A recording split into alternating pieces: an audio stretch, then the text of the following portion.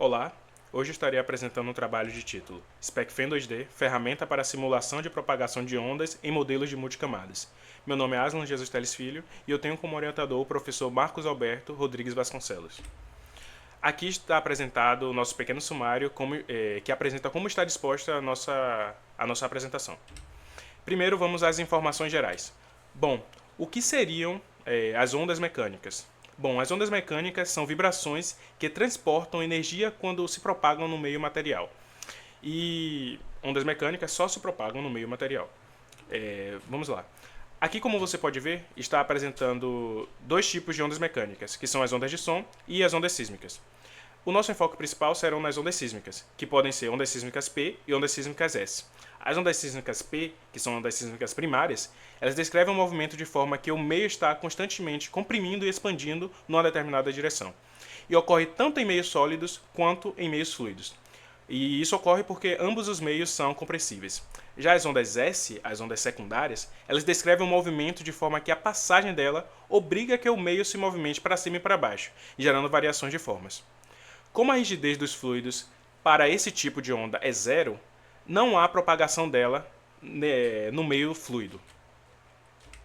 Sobre a linha de pesquisa. Bom, a pesquisa principal é sobre o estudo de aplicação dos parâmetros relacionados à propagação de ondas sísmicas geradas a partir da liberação de energia de um choque meteorítico.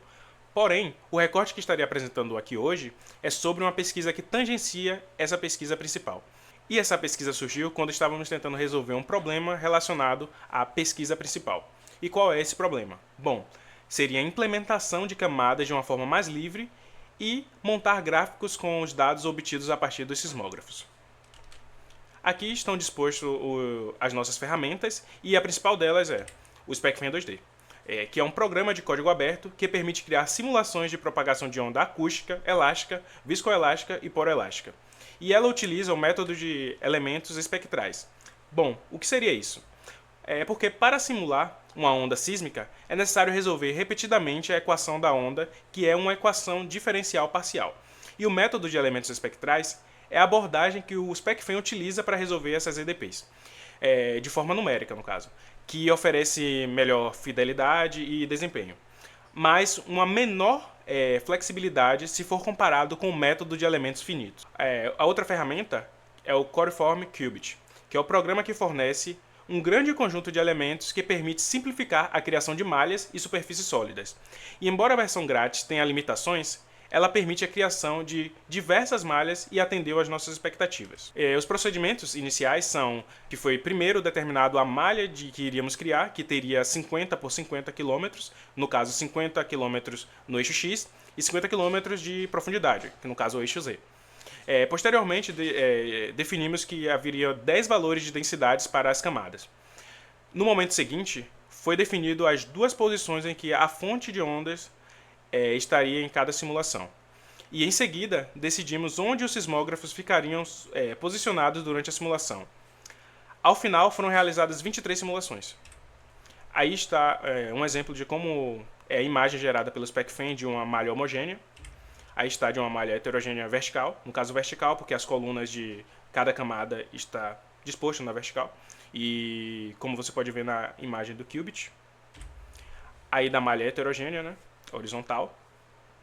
E vamos à primeira simulação, que é da malha homogênea com densidade de 3.000 kg por metros cúbicos.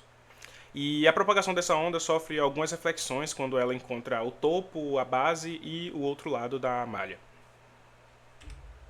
Aqui estão a simulação da malha heterogênea com 10 camadas de densidade de 2.100 a 3.000 kg metros cúbicos. E embora o SpecFEM não explicite visualmente essas camadas, ela é fácil de ser identificada no código.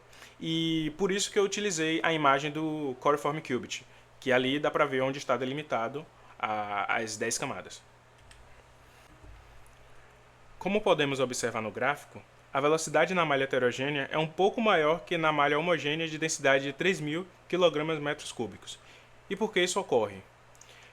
Pois, durante boa parte da trajetória da onda na malha heterogênea, ela está submetida a camadas de densidades menores, algo que não ocorre na malha homogênea.